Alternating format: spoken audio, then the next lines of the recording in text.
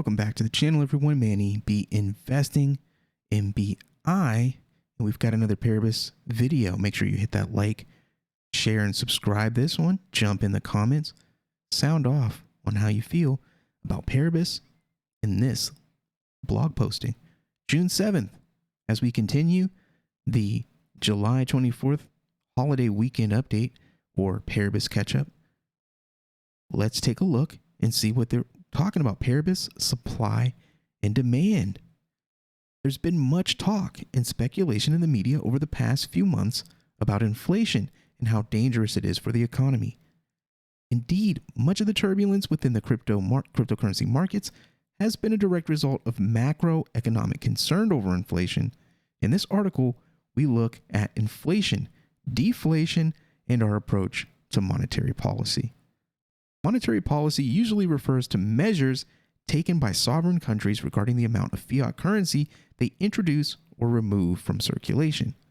When there's a loosening of policy, it results in quantitative easing, which in essence is printing money or adding to the circulating supply of fiat.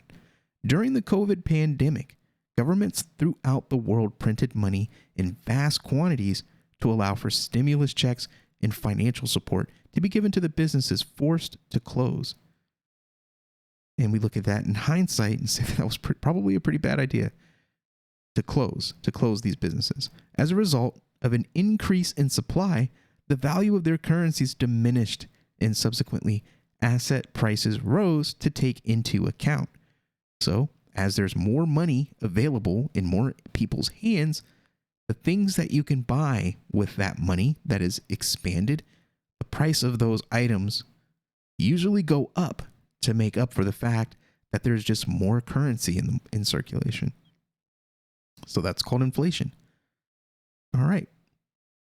The asset prices rose to take into account. As the stock market grew, it appeared that economies were growing, but all that happened was the supply increased, so the value of each currency became diluted.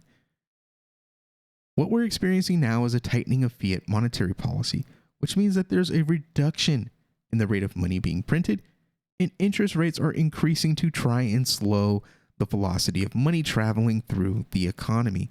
The downside to this is that asset prices fall. The economy appears to be contracting and there's potential for a recession. This is why we're seeing money flow out of the cryptocurrency and stock markets and their values declining. Whereas inflation dilutes and reduces the value of money, deflation increases it. The approach each project takes to its own monetary policy is important in assessing the scope for potential future value. As we saw with Luna, massive increases in circulating supply have catastrophic inflationary effects that can crash a token's value to near zero very quickly. Hence, robust monetary policy is critically important for the longevity of any cryptocurrency and fiat currency. As Dennis, our CEO, explains, deflation of PBX has a number of benefits which helps assist Paribus in staying true to our core beliefs within crypto. The scarcity of any good is directly correlated to the value of that particular good.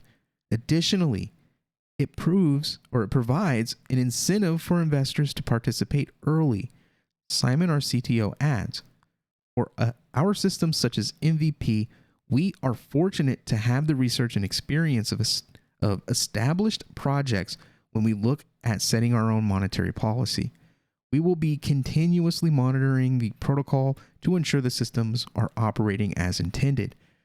For aspects such as NFT borrowing and lending, there are in-house algorithms that will be utilizing ML to keep the platform solvent.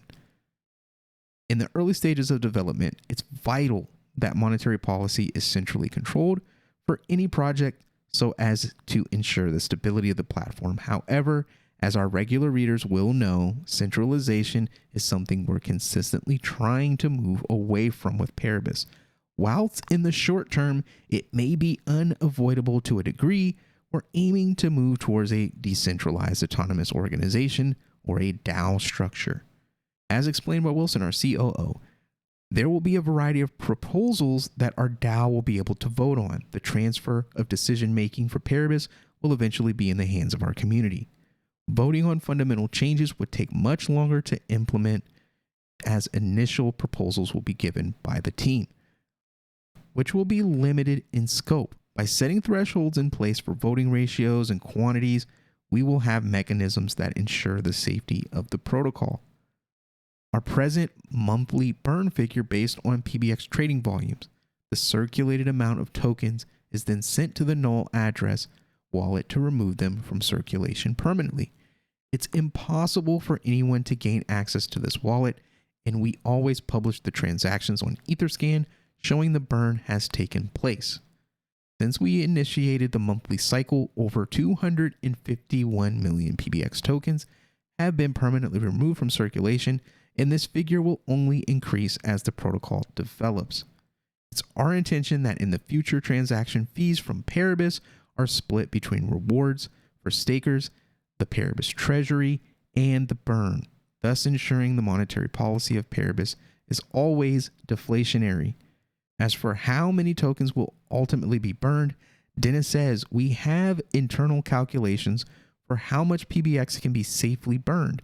We are still honing in on the exact figure as we take into consideration multiple factors such as APY boosts, staking rewards, and the ambassador program rewards. As we continue to grow, our emphasis will always be on delivering the best and most sustainable product possible, ensuring we always reward our loyal community, both in material ways and also in delivering a truly game-changing platform. Personally, that remains to be seen in my eyes. I'm all about showing is believing. Show us that those words mean something in real world. We'll see what happens. I'm still here with you, along for the ride, just like you guys, member of the community. And I can't wait for what's to come. This bear market has been extremely interesting, but it's also provided a lot of opportunity. So if you're in this game and you're holding your bag, or you've did some trading and you've got some tokens laying around, I think DCAing is the way to go. I don't think getting emotionally and diving in is a smart or wise thing. I think it's all about DCAing, but we'll see. The future will tell. Thank you again for checking out the channel. Make sure you hit that like, hit that share, subscribe, and I'll see you on the next one. Peace.